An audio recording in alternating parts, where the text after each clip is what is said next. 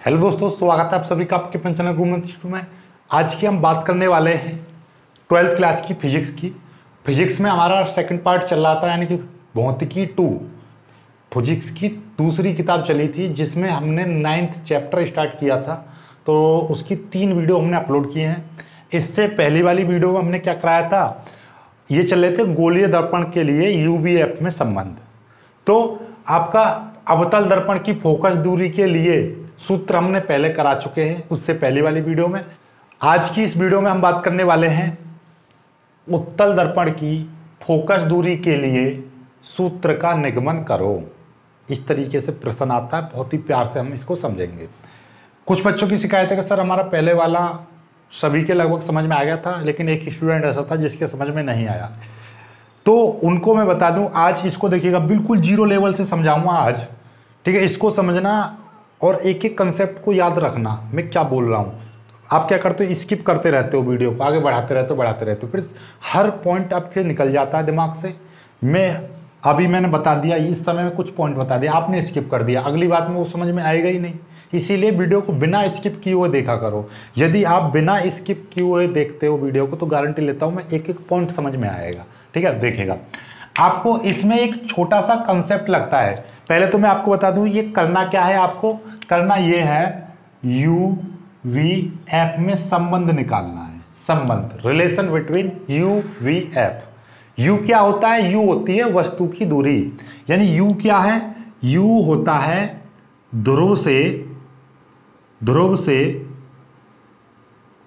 वस्तु की दूरी, यानी कि ये ध्रुव होता है। इसमें ये जो दर्पण का ध्रुव वगैरह हमने तुम्हें सिखाए थे, जो पी बिंदु होता है वो ध्रुव होता है। तो ध्रुव से वस्तु कहां पर रखी है, वस्तु यहां पर रखी है। ए भी एक वस्तु है, ये क्या है, एक वस्तु है।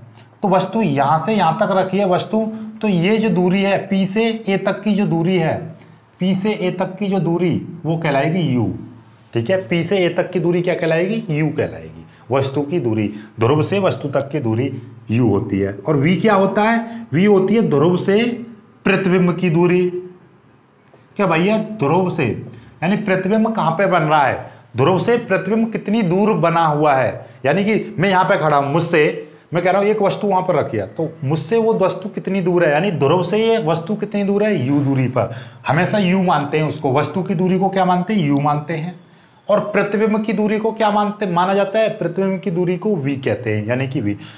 यहां से ध्रुव से प्रतिबिंब ए डैश बी डैश क्या होता है, ये प्रतिबिंब होता है। तो यहां से यहां तक की दूरी, यानी पी से ए डैश की दूरी क्या कहलाएगी, वी कहलाएगी। और जो फोकस एफ क्या होती है, फोकस दूरी होती है, ये तो आप जानते हो। पी से एफ तक की दूरी क्या कहलाएगी, फोकस दूरी कहलाएगी, एफ। समझ में आ गई। ये 3 चीजें हैं, इनमें आपको संबंध निकालना है। तीनों के नाम पता चल गए कि भाई ध्रुव से वस्तु जहां पर रखी है, ध्रुव से वस्तु यहां पर रखी है, वहां तक की दूरी तो कहलाएगी यू। और ध्रुव से प्रतिबिंब कितनी दूर बन रहा है, ध्रुव से इतनी दूर बन रहा है यहां से आगे, तो ये दूरी क्या कहलाएगी, वी। और पी से एफ तक, यानी यहां से यहां तक की दूरी क्या कहलाएगी, पी से एफ तक की दूरी कहलाती है फोकस दूरी। और पी से सी तक की दूरी, एक ये चीज और लगाई जाती है यहां पर, पी से सी तक की दूरी कहलाती है आर, या ये क्या होती है, वक्रता त्रिज्या होती है, राइट। तो ये 3-4 चीजें पता चल गई। अब दूसरी चीज कि दूरियां मापने की, आपको दूरियां कैसे मापी जाती हैं वो भी पता होनी चाहिए। दूरियां मापने की चिन्ह परिपाटी, कौन सी चीज प्लस में ली जाती है, कौन सी चीज माइनस में ली जाती है। क्योंकि जब लाइट हम पढ़ते हैं, जब हम प्रकाशिकी पढ़ते हैं, चाहे वो किरण प्रकाशिकी हो, चाहे वो आपकी ऑप्टिक्स हो, रे ऑप्टिक्स हो, चाहे वो आपका प्रकाशिकी हो, ठीक है। जब भी कभी भी हम किरण प्रकाशिकी पढ़ते हैं, तो हमें 2 बातों का ध्यान रखना होता है कि कौन सी दूरी धनात्मक ली जाए, कौन सी दूरी ऋणात्मक ली जाए। तो उसका कैसे, देखिएगा, ये ध्रुव है, ध्रुव पर यहां पे खड़े हो जाइए, ध्रुव से 4 रेखा बना दीजिए, ऊपर नीचे ये ध्रुव है, ध्रुव वाला बिंदु, और ऐसे।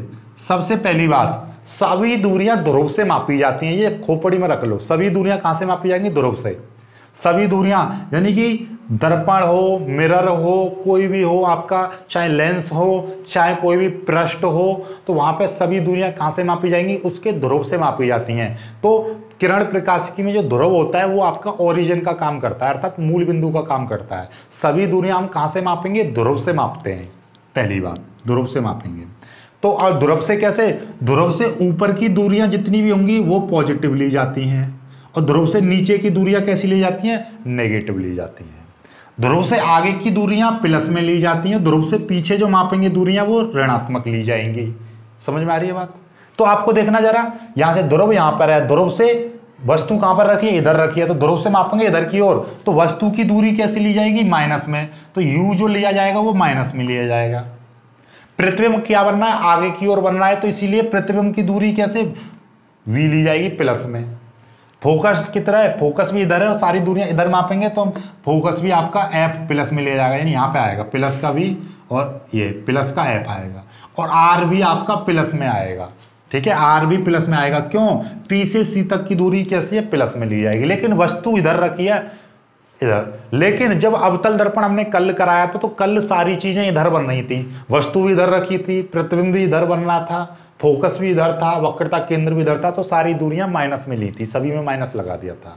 ठीक है, तो यहां पे आपको एक चीज पता चल गई कि अवतल दर्पण के लिए u, v, f और r चारों माइनस में ली जाती हैं, ऋणात्मक चिन्ह में ली जाती हैं। अवतल दर्पण के लिए u, v, f, r यानी कि वस्तु की दूरी u, प्रतिबिंब की दूरी v, फोकस दूरी f और वक्रता त्रिज्या r, चारों दूरियां ऋणात्मक चिन्ह में ली जाती हैं। जब भी कभी डेरिवेशन करेंगे या न्यूमेरिकल्स करेंगे तो हम माइनस लगा देंगे अपनी ओर से, राइट। दूसरी बात, उत्तल दर्पण के लिए v, f और r प्रतिबिंब की दूरी, फोकस दूरी और वक्रता त्रिज्या धनात्मक चिन्ह में ली जाती हैं, अर्थात पॉजिटिव ली जाती हैं। जबकि वस्तु की दूरी कैसे ली जाएगी? वस्तु की दूरी ऋणात्मक चिन्ह में ली जाएगी। क्यों? क्योंकि वस्तु पीछे रहती है, ठीक है, और सारी दूरियां आगे रहती हैं। ठीक है, ये चीज, तो ये प्लस माइनस का भी फंडा समझ में आ जाएगा। ये हम क्यों, ये सभी में क्या लगा देंगे हम यहाँ पे? अब माइनस, ये यहाँ पे देखिएगा u में माइनस लगा देंगे, बाकी v प्लस में रहेगी, f प्लस में रहेगी और r भी प्लस में रहेगी। क्लियर होगी बात? ये चीज समझ में आ गई। u में ही माइनस क्यों लगाया है? क्योंकि ये इधर है, बाकी दूरियां इधर हैं। इतना कंसेप्ट क्लियर हो गया। अब हर चीज को पता है, इन छोटी छोटी चीजों को आप भूल जाते हो, वीडियो को आगे कर देते हो, फिर समझ में नहीं आता है। ठीक है, अब इसमें क्या, कोई फॉर्मूला नहीं होता है, कोई कुछ नहीं होता है। थ्योरी भी इसमें ज्यादा नहीं लिखनी होती है। थ्योरी भी मैं बता दूंगा कितना लिखोगे। थ्योरी पे इतना ज्यादा बल मत दो, जब मैं नोट्स दूंगा आपको थ्योरी उस नोट्सों में लिखी रहेगी। तो नोट्सों में, और मैं बता दूंगा थ्योरी कितनी ली जाती है। थ्योरी ज्यादा बिल्कुल भी नहीं लिखी जाती है, थ्योरी बिल्कुल मत लिखो। आपको पेपर में आ जाए थ्योरी थोड़ी सी लिख देना। क्या थ्योरी कितनी लिखोगे? थ्योरी इतनी लिख देना, एक उत्तल दर्पण M1 M2 है, माना हमारे पास एक उत्तल दर्पण है ना, उत्तल दर्पण M1 M2 है, जिसका ध्रुव, जिसके मुख्य अक्ष पर एक वस्तु AB रखी है।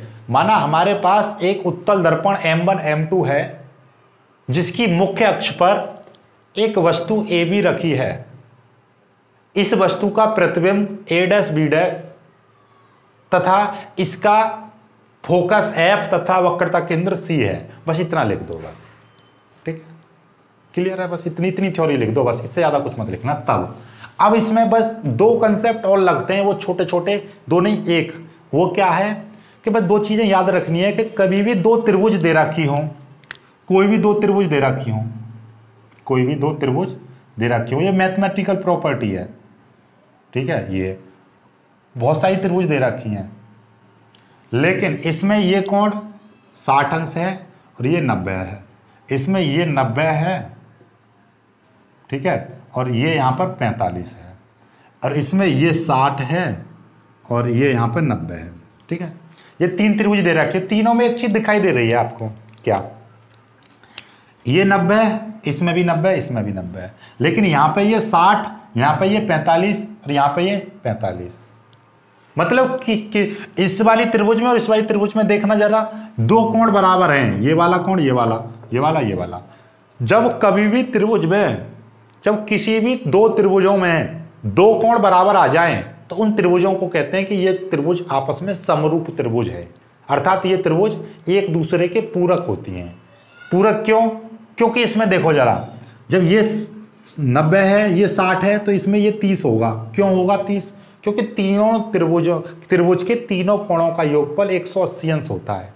तो इसका भी, ये भी 30 होगा, तभी तो 180 अंश बैठेगा। जब ये 90 है, ये 60 है, तो भैया ये 30 ही बचेगा, क्योंकि तीन भुजाओं से घिरी हुई आकृति का जो कोण होता है वो 180 अंश बैठता है। राइट, बहुत ही प्यारा सा कॉन्सेप्ट है। और इसको मारोगोली इससे कोई मतलब मत रखो, मतलब एक याद रख लीजिए क्या, कि जब भी कभी भी दो त्रिभुजों में दो कोण बराबर आ जाए तो हम कहेंगे कि ये दोनों त्रिभुज कैसी हैं? समरूप हैं। तो मैं इसका नाम दे रहा हूं, ये ABC है और ये आपका PQR है। तो आप लिख दोगे, ये PQR है, आप लिख दोगे कि भैया इस त्रिभुज ABC में और त्रिभुज PQR में, इन दोनों त्रिभुजों में देखो कि भाई दो कोण बराबर हैं। एक कोण A बराबर है कोण R के, और कोण B बराबर है इधर कोण Q के। ठीक है, दो कोण बराबर हो गए ना, हो गए। ये वाला A कोण है R के बराबर और B कोण है आपके इसके बराबर। किसके? B कोण है आपका Q के बराबर। तो आप जब इन दो त्रिभुजों में दो चीजें बराबर आ जाए, अर्थात दो कोण बराबर आ जाएं, तो इन पे एक फॉर्मूला अप्लाई हो सकता है, एक थ्योरम होती है मैथमेटिकल। ठीक है, क्या थ्योरम होती है? जब किन्हीं भी दो त्रिभुजों में दो कोण बराबर आ जाते हैं तो वहां पे एक थ्योरम अप्लाई होती है। वो थ्योरम क्या है कि भैया इन दोनों त्रिभुजों की हम लंब बट्टे लंब, आधार बट्टे आधार बराबर कर्ण बट्टे कर्ण। क्या इसका मतलब क्या है? ये थ्योरम होती है कि जब दो त्रिभुजों में दो कोण बराबर आ जाए तो हम इस वाली त्रिभुज का लंब लें और इस वाली त्रिभुज का लंब लें। ठीक है, दोनों का भाग कर दें, इस वाली त्रिभुज का आधार लें, इस वाली त्रिभुज का आधार लें, तो ये बराबर बैठेंगी। मतलब क्या? देखिएगा, ये वाली त्रिभुज की बात करें ABC का लंब कितना है? AC है, और इस वाली त्रिभुज का लंब कितना है? PR है, PR बराबर। इस वाली त्रिभुज का आधार कितना है? AB है, और इस वाली त्रिभुज का आधार कितना है? RQ है। इस वाले का कर्ण कितना है? CB है, और इसका कर्ण कितना है? PQ है। तो यानी कि ये होता है कंसेप्ट, यानी कि इस वाली त्रिभुज के लंब में इस वाली त्रिभुज का लंब का भाग कर दूं तो कुछ वैल्यू आएगी। वो वैल्यू किसके बराबर होगी? कि इस वाले त्रिभुज का कर्ण ले लूं और इस वाले त्रिभुज का कर्ण ले लूं, तो इस वाले के कर्ण में इस वाले के कर्ण का भाग कर दूंगा तो वो दोनों बराबर होंगे। यानी तीनों चीजें बराबर होती हैं, लंब बट्टे लंब बराबर आधार बट्टे आधार बराबर कर्ण बट्टे कर्ण। ये एक थ्योरम होती है कि दो त्रिभुजों में दो कोण बराबर आ जाएं तो उसमें एक थ्योरम अप्लाई होती है कि भैया दोनों त्रिभुजों का लंब बट्टे लंब बराबर आधार बट्टे आधार बराबर कर्ण बट्टे कर्ण। ये तो ये कंसेप्ट है, ये चीज याद रख लो कि कहीं पे भी दो त्रिभुजों हैं, अलग अलग हैं दो त्रिभुज, उनमें दो कोण बराबर मिल जाएं तो आप कह दोगे इन दोनों त्रिभुजों का आधार बट्टे आधार बराबर लंब बट्टे लंब बराबर कर्ण बट्टे कर्ण होता है। समझ में आ गई बात? तो ये चीज है, ये कंसेप्ट दिमाग में बढ़ता नहीं है, इसको थ्योरम ही नहीं पता आपको, बायोलॉजी वाले को आपको पता ही नहीं है, अरे मैथ वालों को भी नहीं पता होता, लेकिन अभी पता चल गई, रट गई होगी बात में दिमाग में कि भैया दो त्रिभुजों में बराबर आ जाए तो वो लंब बट्टे लंब बराबर आधार बट्टे आधार बराबर कर्ण बट्टे कर्ण होता है। देखिए इसमें क्या था, एक लाइन में यहाँ से भूल गया था, इस लाइन को मैंने खींच दिया है यहाँ पर। देखिएगा ये लाइन कहाँ से, ये वाली जो लाइन थी यानी एन, यहाँ पे ये जो काटा है बिंदु यहाँ पे, ये लाइन यहाँ से जो प्रकाश रेखा यहाँ पर टकराई है, ये यहाँ से एक लंब डाल दिया मैंने, ये ठीक है, एन यहाँ पे बना दी, ये डी यहाँ पे बना दिया। कोई दिक्कत नहीं हुई होगी आपको। अब देखिएगा, अब यहाँ पे हम त्रिभुज लेंगे, वही त्रिभुज वही कंसेप्ट यूज करेंगे जो हमने अब तक किया था, जो हमने सीखा। दो त्रिभुज लेंगे, दो त्रिभुज कौन सी लेंगे? देखिएगा मैं ले रहा हूं त्रिभुज ABC तथा त्रिभुज ABC ले लिया, ABC A', में दो त्रिभुज ले लिए। देखिएगा ABC में ये वाला कोण देखिएगा, ये AB यानी कि AB यानी BAC, ये वाला 90 अंश है, यानी कि कोण BAC। देखिएगा ये वाला कोण ये इस तरीके से दिखाई दे रहा है, ये B है, ये A है, ये C है। BAC कितना है? ये 90 अंश बैठेगा, इसमें ये 90 अंश है। और इसमें देखना जरा यहाँ पे बी डैश ए डैश सी, ये भी तो 90 है। 90 का मतलब क्या, इस रेखा ऐसी आती है तो 90 अंश हो जाता है।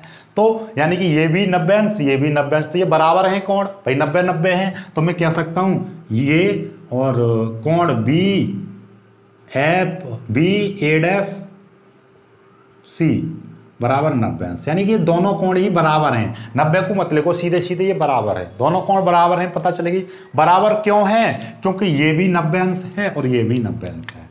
ठीक है, ये इस तरीके से नहीं समझ में आए तो देखो ऐसे समझो, ये इस तरीके से है, ऐसे ये यहाँ पे है सी बिंदु, ठीक है, ये है ए, ये है बी, ठीक है, और ये है यहाँ पे सी, और यहाँ पे इस तरीके से ए डैश, और ये आपका यहाँ पे है ए डैश और ये है बी।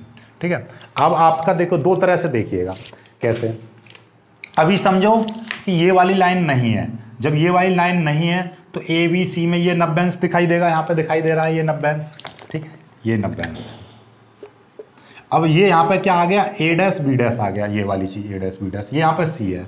तो देखना जरा, यहाँ पे ये भी तो 90 अंश है, यानी कि ये वाला कोण और ये वाला कोण दोनों बराबर हैं। सिंपली समझ में आ गई, ये दोनों बराबर हैं। तो एक कोण और बराबर मिल जाए तो हम इन दोनों त्रिभुजों में क्या लगा देंगे, लंब बट्टे लंब बराबर आधार बट्टे आधार, और कर्ण बट्टे कर्ण, ये लगा देंगे कंसेप्ट, ये थ्योरम लगा देंगे।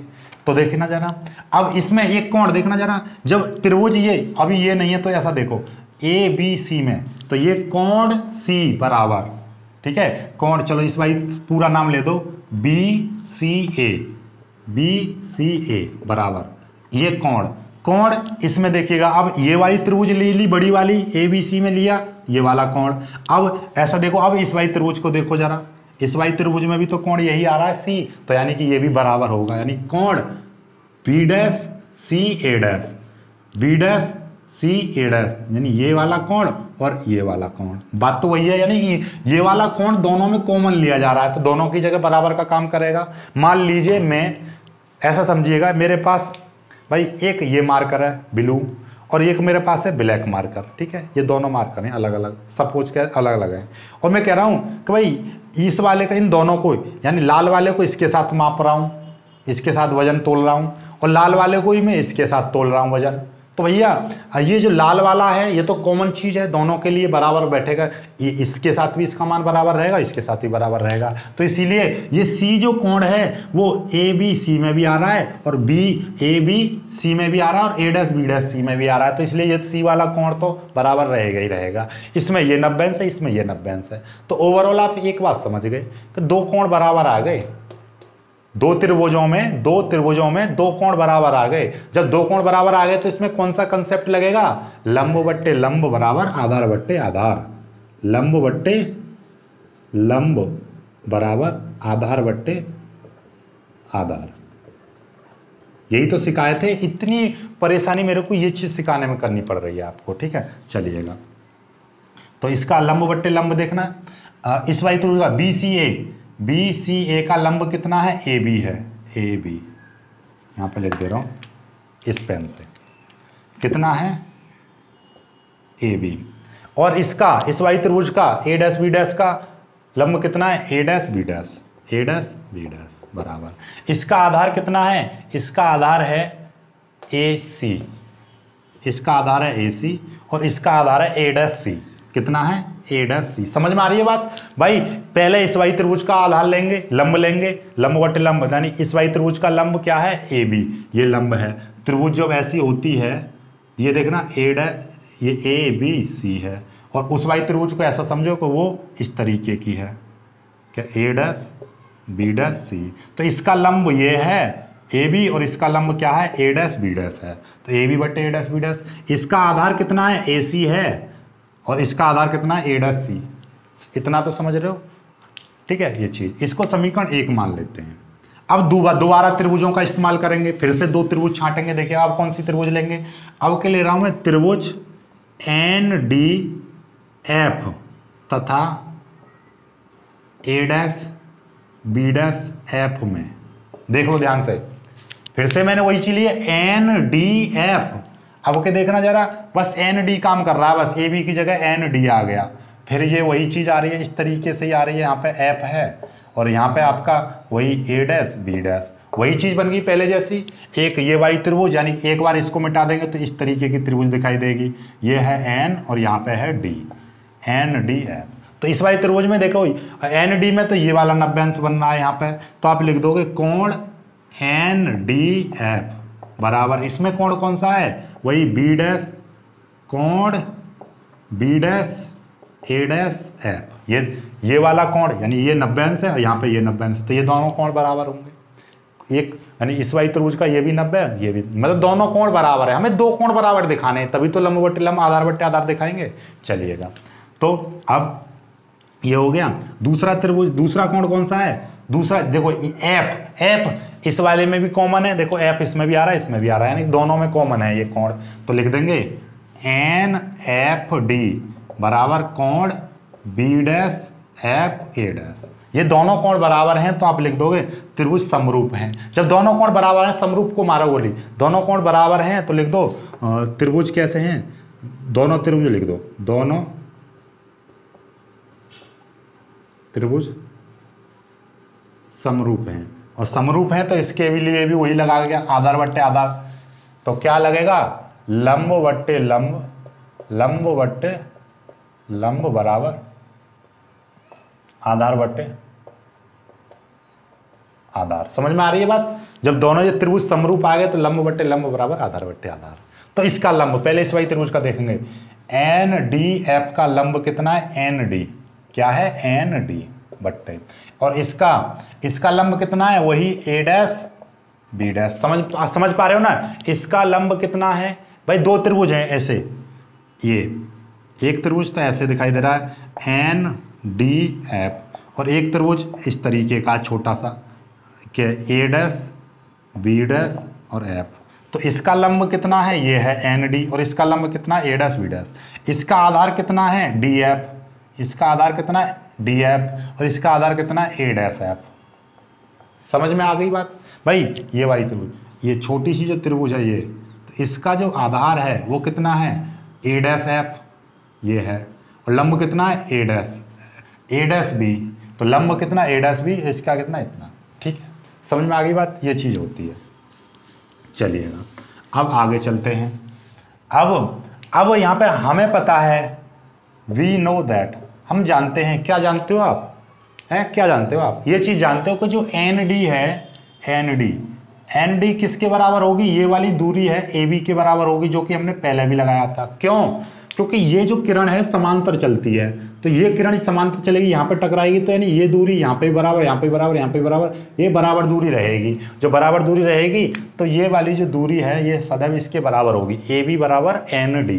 ठीक है, ये चीज़ बराबर होगी। दूसरी चीज़, आपको ये चीज़ पता है कि ये वाली जो दूरी होती है बहुत सूक्ष्म मानी जाती है। पी डी दूरी बहुत लगभग 0 के बराबर होती है, अर्थात पी से ए, ये जो ए डी आ रही है, ए डी आ रही होगी कहीं पे, डी एफ, डी एफ जो आ रहा है, डी एफ जो दूरी है ये किसके बराबर होगी, लगभग पी एफ के बराबर होगी। यानी डी से एफ तक की जो दूरी है वो लगभग पी और एफ के बराबर होगी। क्यों, क्योंकि ये जो दर्पण जो होता है, ये तो मैंने ज़्यादा घुमा दिया है, ये एक छोटा सा कटा भाग होता है, यहाँ से काटेंगे तो ये बहुत ही मामूली सा इसमें कर्व आता है। जैसे मैं इसको, जैसे मेरे पास ये है, इसको मैं थोड़ा सा काट दूं यहाँ से, तो इसमें कितना झुकाव आएगा, बहुत ही मामूली सा आएगा। ठीक है, मामूली सा थोड़ा। अब मान लीजिए कोई दर्पण होता है, यानी कोई शीशा है, आप देख रहे हो शीशा, तो ये उसमें झुकाव कितना आएगा देखना जरा। जैसे ये है, आप सपोज दैट ऐसे, और मैं इसको इतना झुका दूं ऐसे करके, और यहाँ से फिर मैं इस तरीके से ऐसे करके देखूं, तो इसमें ये जो दूरी है, ये जो दूरी है बहुत माँ के समान रहेगी, बहुत ही कम, बहुत ही पतली सी मानी जाती है। इसको छोड़ देते हैं डेरिवेशन करते समय। तो इसलिए मैं यहाँ से P से F तक की दूरी और D से F तक की दूरी, तो इस वाली दूरी को नगण्य मान के छोड़ दूँ, तो ये D से F की दूरी हमेशा PF और DF बराबर मानी जाएगी। यानी ध्रुव से तो मापी जाती हैं सारी दूरियाँ, सभी दूरियां ध्रुव से मापी जाती हैं, इसीलिए इस डी बिंदु को हम ना कंसीडर करके पी को कंसीडर करते हैं, तो डी एफ की जगह पे पी एफ लिख देते हैं। ठीक है, तो ये आ गया। तो अब क्या हो जाएगा, एन डी की जगह पे क्या आ जाएगा, ए बी आ जाएगा, ए बी अपॉन ये ए डैश बी डैश बराबर, ये कितना हो जाएगा, डी एफ की जगह पे कितना आ जाएगा, पी एफ बट्टे, और ये कितना हो जाएगा, ए डैश एफ। ये समझ में आ गई बात। अब देखना जरा, ये चीज़ आ गई, ये समीकरण चलो 2 मान लो। ठीक है, ये समीकरण 1, ये समीकरण 2। देखना जरा, इसमें ए बी बट्टे ए डैश बी डैश आ रहा है बराबर ए सी बट्टे ए डैश सी, इतना आ रहा है। और इसमें देखना जरा ए बी बट्टे इतना आ रहा है, तो मतलब ये कि ए बी की वैल्यू ए बी बट्टे ए डैश बी डैश की वैल्यू इतनी है। तो ये वाली जो वैल्यू है समीकरण 1 में रख दूं भाई, इसकी जो ये जो ए बी बट्टे ए डैश बी डैश है इसकी वैल्यू इतनी है, तो इसकी वैल्यू को मैं इधर रख दूं तो मैं लिख दूंगा ए बी बट्टे ए डैश बी डैश का मान समीकरण 1 में रखने पर, समीकरण 1 में रखोगे तो क्या हो जाएगा, देखना जरा, ये पी एफ बट्टे ए डैश एफ बराबर ये कितना हो जाएगा, ए सी बट्टे हो जाएगा आपका ए सी बट्टे ए डैश सी, इतना हो जाएगा। समझ में आ गई बात? यहाँ तक स्क्रीनशॉट ले लीजिएगा, यहाँ के बाद में फिर मैं चुटकियों में करता हूँ, फिर यहाँ से फिर यहीं से सॉल्व करता हुआ लेकर आऊँ, इसको मिटा दे रहा हूँ मैं जल्दी से। जो भी नहीं समझ आ रहा वीडियो को पीछे कर लेना, बिल्कुल समझ में आ जाएगा क्लियरली, ठीक है। और मैंने पुरानी वीडियो भी अपलोड कर रखी, उन्हें देख लेना, बिल्कुल समझ में आ जाएगा, ठीक है। इसको मिटा दे रहा हूँ मैं अब।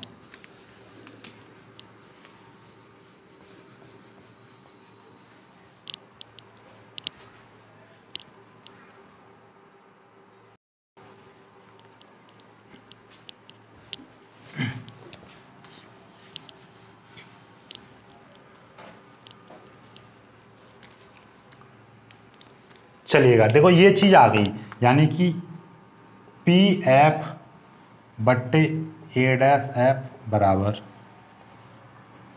ए सी बट्टे ए डैश सी, ये चीज़ आ गई। देखिएगा ये वाली वैल्यू मैंने यहाँ पर रख दिया है, क्योंकि ये वाली जो समीकरण थी, आपको पता है यहाँ पे जो समीकरण 1 क्या थी, एक समीकरण थी आपकी ए बी बट्टे ए डैश बी डैश बराबर ए सी बट्टे ए डैश सी, ये थी समीकरण 1। तो आपको दिखाई दे रहा है इसकी वैल्यू इतनी है और इसकी वैल्यू इतनी है, तो सिंपल सी बात है कि भाई जब x बराबर दे रखा है y और यहाँ पे दे रखा है x बराबर z दे रखा है, ये x की वैल्यू y है और यहाँ पे x की वैल्यू z है, तो हम कह सकते हैं कि ये भी x की वैल्यू है, ये भी x की वैल्यू है, यानी कि y बराबर z, ये भी वैल्यू आपस में बराबर होंगी। सिंपल सी बात है, ठीक है। तो मतलब आप और ऐसा नहीं समझ पा रहे हो तो ऐसा समझ लो कि मैं कह रहा हूँ कि ये राम है और ये है मोहन, ठीक है। ये राम है, ये है मोहन। राम का वजन कालू के वजन के बराबर है, राम का वजन कालू के वजन के बराबर है और मोहन का वजन भी कालू के वजन के बराबर है। तो हम ये भी तो बोल सकते हैं कि राम और मोहन दोनों का वजन बराबर है? कैसा एग्जाम्पल समझ में आया नहीं आया?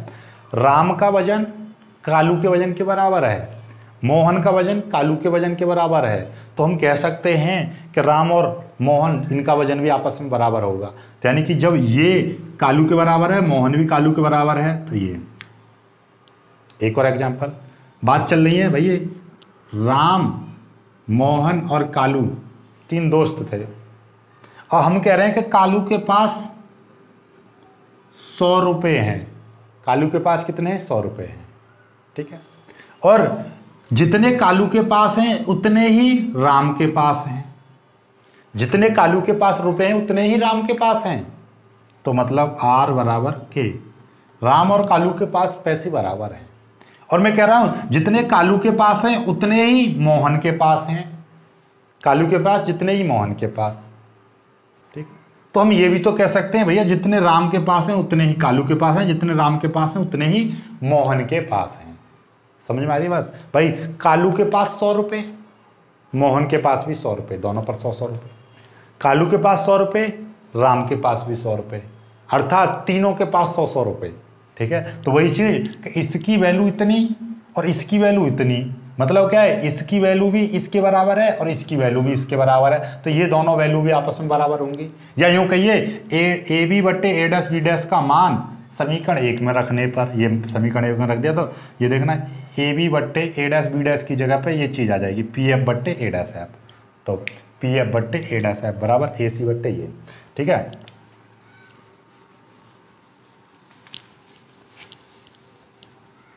ये मैं पूरा ही मिटा दिया लो। चलिएगा अब देखो, अब सिंपली करना क्या है, आप सभी दूरियां P से मापी जाती हैं, तो देखिएगा आपको पता है P से F तक की दूरी तो पता है, P से F तक की दूरी तो F होती है, लेकिन A डैश F की वैल्यू नहीं पता, यानी A डैश F की वैल्यू नहीं पता, लेकिन आपको P से F तक की पता है। देखना जरा ऐसे, ये यहाँ पे P है, यहाँ पे तो आ रहा है P, और यहाँ पे है एप, सपोज दैट यहाँ पे है एप, और ये यहाँ पर आ रहा है ए डैश, ये आ रहा है ए डैश, ठीक है। और आपको ये पता है P से एप तक की दूरी, यानी कि ध्रुव से फोकस तक की दूरी क्या होती है, एप होती है फोकस दूरी। और आपको ये पता है P से ए तक की दूरी, ये ए डैश है, ए डैश है, P से ए डैश तक की दूरी, ए डैश क्या हो, प्रतिबिंब, तो P से ध्रुव से प्रतिबिंब तक की दूरी क्या है, V बताई थी। तो यानी कि आपको ये पता है यहाँ से यहाँ तक की जो दूरी है V है, और यहाँ से यहाँ तक की जो दूरी है वो है एप, तो हमें ये वाली दूरी चाहिए। तो कैसे निकालोगे, आपको पता है, जैसे सपोज दैट यहाँ से यहाँ तक की दूरी 10 मीटर है और यहाँ से यहाँ तक की दूरी 7 है, तो ये वाली कितनी बचेगी, 3 बचेगी। कैसे निकाली, 10 - 7, ज़्यादा में से कम वाली घटा दी, तो वही काम। तो यानी पी एफ में से पी ए घटा देंगे, यानी एफ में से वी घटा देंगे, तो मतलब पी एफ, तो इसकी जगह ये तो पी एफ तो जो कि तुम रहने दीजिए, इसको लिख सकता हूँ P F minus P A dash, P F में से पी ए डैश घटा दो तो ये वाली वैल्यू निकल जाएगी। समझ में आ गई बात, इतना तो समझ पा रहे होंगे। ऐसे ही अब दूसरा कंसेप्ट लो, दूसरी वाली बात वही चीज़ है, जिसको ये वाली नहीं समझ पा रही तो अगली वाली समझो। ए सी, ए और सी, ए सी वैल्यू आपको पता है कि भैया इसको लिख सकते हैं हम, ए सी को कितना लिख सकते हैं, ए पी प्लस ए से पी तक की दूरी प्लस पी से सी, पी से सी। आप जानते हो भाई, ए से पी और पी से सी, क्योंकि हम हमेशा ध्रुव से मापते हैं ना, तो ध्रुव को कॉमन लो, इतनी दूरी प्लस इतनी, दोनों मिलाकर ए से यहाँ तक की दूरी है, इतनी जोड़ लो फिर इतनी जोड़ लो, बात वही आएगी। ठीक है, चलो नीचे ए डैश सी, ए डैश सी। अब देखना जरा ऐसे, ये P यहाँ पर है P, और यहाँ पे आ रहा है ए डैश, और यहाँ पे आ रहा है C। आपको P से C तक की दूरी पता रहती है क्योंकि ये वक्रता त्रिज्या रहती है, P से A डैश तक की दूरी पता रहती है क्योंकि ये प्रतिबिंब है, प्रतिबिंब की दूरी V होती है। यानी कि आपको ये वाली दूरी पता है और यहाँ से यहाँ तक की दूरी भी पता है, मतलब ज़्यादा वाली पता है और कम वाली पता है, तो ज़्यादा वाली में से कम वाली घटा देंगे तो ये वाली निकल जाएगी। समझ में आई बात, नहीं आई? ऐसा समझ लो, एक दूरी है ये है 10 मीटर और यहाँ तक की है 4 मीटर, तो ये वाली कितनी बचेगी, आप कह दोगे 6 मीटर। कैसे पता चली, 10 में से 4 घटा दी तो ये बची, तो इतने में से यानी कि पी सी में से, ठीक है, पी सी में से पी ए डैश घटा देंगे तो बात वही चीज़ आ जाएगी, पी सी में से पी ए डैश घटा देंगे। इतना तो जानते हो यार। देखना जरा, हमें ए डैश सी चाहिए और सारी दूरियाँ पी से मापनी पड़ती है, तो पी ए में पी सी में से पी ए डैश घटा दो, मतलब ज़्यादा में से कम घटा दो, बीच वाली निकल जाएगी, काम खत्म। ठीक है, समझ में आ गई बात, ये चीज़। अब इनकी वैल्यू रखेंगे चिन्हों के हिसाब से। पी एफ की वैल्यू कितनी है, पी एफ की वैल्यू प्लस का एफ, हमेशा दूरी चिन्हों में रखते हैं, प्लस का एफ, नीचे प्लस का F minus P A dash का प्लस का वी, ठीक है, ये बराबर, ठीक है। ये प्लस को तो लगाओ या मत लगाओ, तो इसलिए सीधे बात है, प्लस को मैं लगा नहीं रहा, ठीक है, वरना अजीब सा लग रहा है। ठीक है, ये चीज़ समझ में आ रही है, तो इसका प्लस का बस इस तरीके से। और ए पी यानी कि ए पी बोले तो पी ए, ये माइनस का यू आएगी प्लस, और सी की वैल्यू कितनी आएगी, आर आएगी, आर आ गया। और पी सी की वैल्यू कितनी है, आर है, आर आ जाएगी। और पी ए डैश की वैल्यू है वी, सॉरी माइनस है, तो देखिएगा ये माइनस ये हो जाएगा वी। समझ में आ गई, इतनी वैल्यू तो समझ में आ गई होंगी, ये सभी वैल्यूआँ। ठीक है, यदि माइनस में होती तो माइनस में रख दिया है, प्लस में तो प्लस के मैंने चिन्ह लगाया नहीं है। वैसे कायदा तो ये कहता है प्लस में लगाओ, लेकिन प्लस में लगाओ या मत लगाओ, क्योंकि सभी दूरियां प्लस तो प्लस ही है, ये भी प्लस है, ये भी प्लस। ठीक है, ये दूरियां रखनी, बस u माइनस में लिया जाएगा। अब क्या है, इसको देखिएगा, इसकी मल्टीप्लाई इधर, इसकी मल्टीप्लाई इधर, तो ये कितना हो जाएगा, एफ आर माइनस वी बराबर, और इसकी मल्टीप्लाई इधर करेंगे तो ये कितना हो जाएगा, एफ माइनस वी, और ये है माइनस यू प्लस आर। ठीक है, इसकी यानी इस वाले की मल्टीप्लाई मैंने इसमें कर दी, इस वाले की मल्टीप्लाई इसमें कर दी। ठीक है, ये चीज़, इसकी मल्टीप्लाई करेंगे F into R minus F V बराबर, एफ की मल्टीप्लाई माइनस एफ यू, और फिर इसकी मल्टीप्लाई करेंगे प्लस एफ आर। ठीक है, ये फिर इसकी मल्टीप्लाई करेंगे माइनस प्लस वी यू, और इसकी मल्टीप्लाई करेंगे माइनस और ये करेंगे तो माइनस वी आर, इतना आ जाएगा। समझ में आ गई बात, ये चीज़। इसकी मल्टीप्लाई कर दी इसमें F R into F minus B, F की मल्टीप्लाई कर दी माइनस का है एफ यू और इसकी multiply F R, minus minus plus हो जाएगा plus V U minus V R. देखो कुछ कट रहा है, कुछ कट क्या रहा है, ये एफ आर प्लस का है और ये एफ आर भी प्लस का है, यानी एफ आर से एफ आर कट गया, तो यहाँ पे कितना बचेगा माइनस एफ वी बचेगा बराबर ये यहाँ पे एफ यू बचेगा और यहाँ पे प्लस वी यू और माइनस का वी आर, इतना बचा। ठीक है ये चीज़। अब क्या करना है आपको, देखिएगा ध्यान से, आपको करना है इस चीज़ को इधर ले आओ, इस चीज़ को वी को इधर ले आओ। चलो आर की जगह पे आप जानते हो, वी नो दैट, हम जानते हैं आर बराबर क्या होता है 2f होता है। बताई थी पुरानी वाली वीडियो में कि वक्रता त्रिज्या फोकस दूरी की दोगुनी रहती है, 10वीं क्लास से ही जानते हो आप। तो यहाँ पे आर है वहाँ पर रख दीजिए, माइनस एफ वी बराबर माइनस का F U plus V U minus कितना हो जाएगा, आर की जगह पर 2 रखेंगे 2f v हो जाएगा। भाई आर की जगह पर 2f रख दूंगा, v और है 2f v हो जाएगा। ठीक है ये चीज़ आ गई। अब क्या करना है, इस चीज़ को सबको इधर ले आओ, माइनस माइनस के इधर ले आएंगे तो ये माइनस का एफ वी है, इधर आएगा तो प्लस के 2f v हो जाएगा, ये भी इधर आएगा तो प्लस के एफ यू हो जाएगा, ये वी यू है। कोई दिक्कत नहीं होनी चाहिए आपको, बहुत ही सिंपली समझ में आ गया होगा। और 2f v में से एक एफ वी जाएंगे तो कितना बचेगा, एफ वी बचेगा प्लस ये है एफ यू बराबर वी यू। यही होता है संबंध एग्जैक्टली। लेकिन हम क्या करते हैं, यू वी एफ का भाग कर देते हैं, यू वी एफ का भाग देने पर जब भाग देंगे तो क्या हो जाएगा, देखना जरा, एफ वी बट्टे you V F plus F you बट्टे यू वी एफ बराबर यू वी, सॉरी ये है वी यू बट्टे यू वी एफ। अब देखना जरा, कट गया, क्या कट रहा है, एफ से एफ कट गया, वी से वी कट गया, एफ से एफ कट गया, यू से यू कट गया, वी से वी कट गया, यू से यू कट गया, तो कितना बचेगा, ये बचेगा आपका 1/u प्लस ये बचेगा 1/v बराबर 1/f। यही तो हमें प्रूफ करना था। या आप इसको ऐसा भी लिख सकते हो, या करके ऊपर करके लिख दे रहा हूँ, या 1/f बराबर 1/u प्लस 1/v।